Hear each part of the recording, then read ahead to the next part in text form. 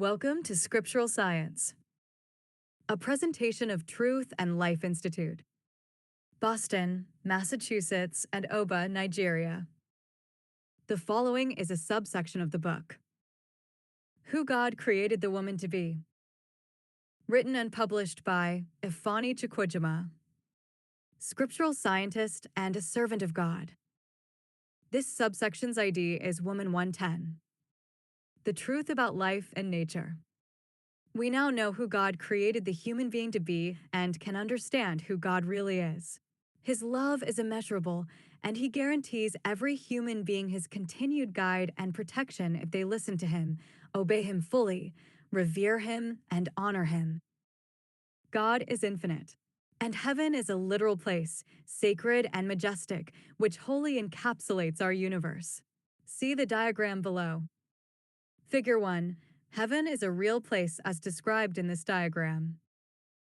Sitting comfortably on His throne in heaven, God scooped up water from the river of life that flows from the throne of God and of the Lamb, Revelation 22 verse 1, the crystal clear water that is in the hollow of God's mighty hand.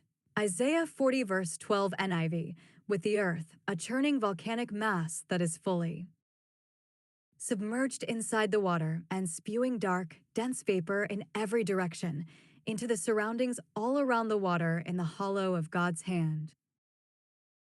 This dense vapor created pitch darkness over the waters, because entombed inside the waters were Lucifer's extinguished remains and those of the fallen angels, who were forced into the waters by Angel Michael and the angels that are loyal to God. Revelation 12 verses 7 to 9. Aside from heaven, the water in God's mighty hand was the only other place to go, because God, who is life, never made provisions for death.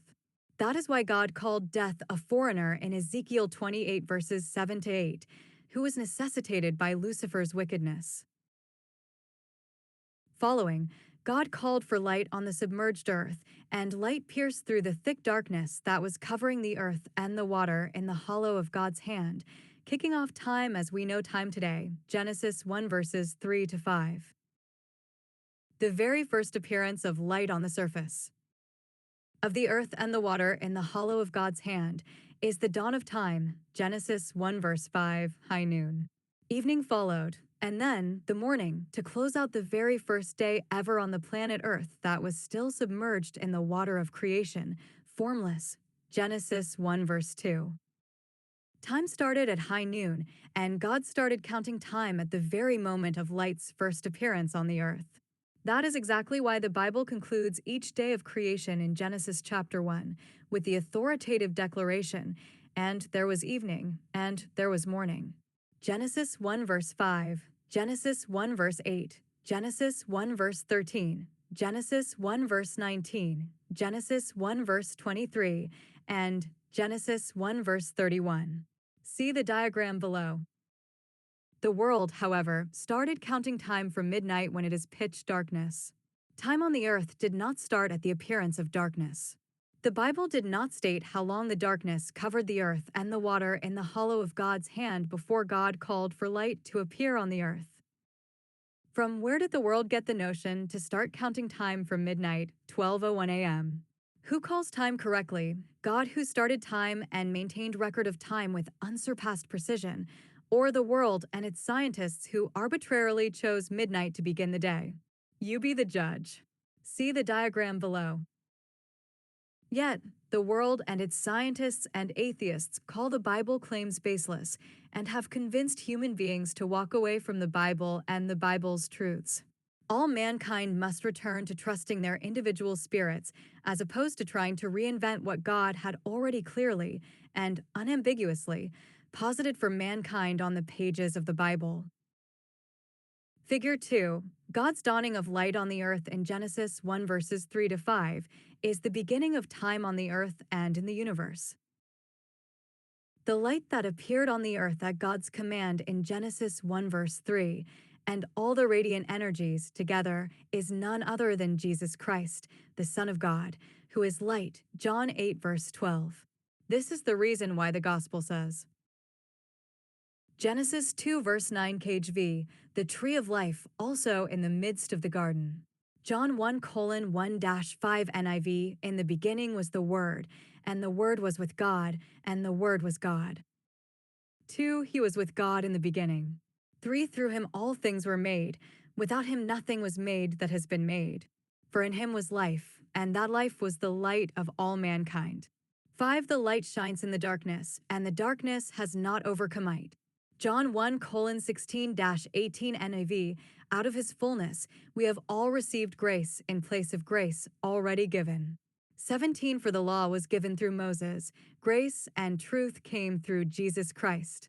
18, no one has ever seen God, but the one and only Son, who is himself God and is in closest relationship with the Father, has made him known.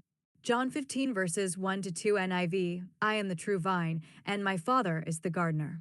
2, he cuts off every branch in me that bears no fruit, while every branch that does bear fruit he prunes, so that it will be even more fruitful. John 8 verse 12 NIV, when Jesus spoke again to the people, he said, I am the light of the world.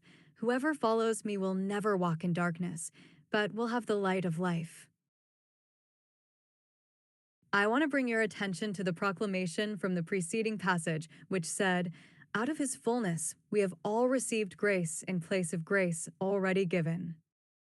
Since life is grace, what the proclamation is saying is that the fullness of Jesus Christ of Nazareth gives life to those who place their trust in Jesus Christ, in place of the life already given by God to each human being at conception inside the womb of their respective mothers. According to John 1 verses 1-3, not only is Jesus Christ the giver of the abundant life, he is also the giver of the original life that every human being received in their mother's wombs. That is why the Bible declares that everything was made in Christ, through Christ and for Christ, John 1 verse 3, and Colossians 1 verses 15-20, and that in Christ, all human beings live and move and have their being, Acts 17 verse 28.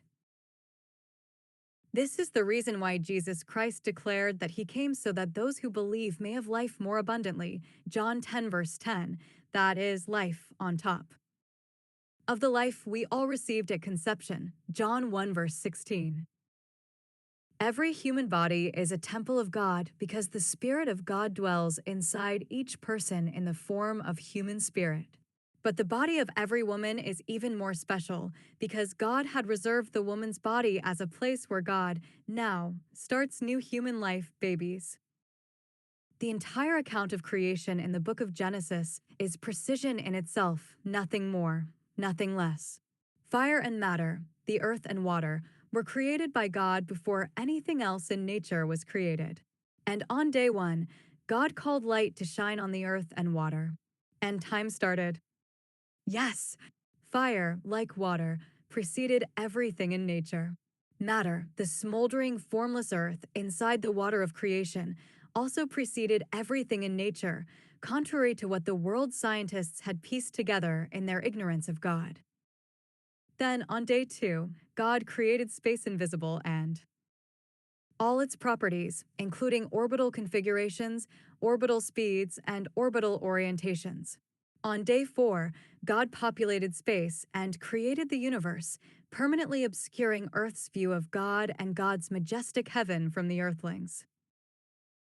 But we have all been taught that the universe came of its own power and conjuration, and that the Earth is simply a star that burned itself out, and that we all evolved from ringworms and apes. Do not be fooled. You are wonderfully and fearfully created by God to live in God and with God for all eternity.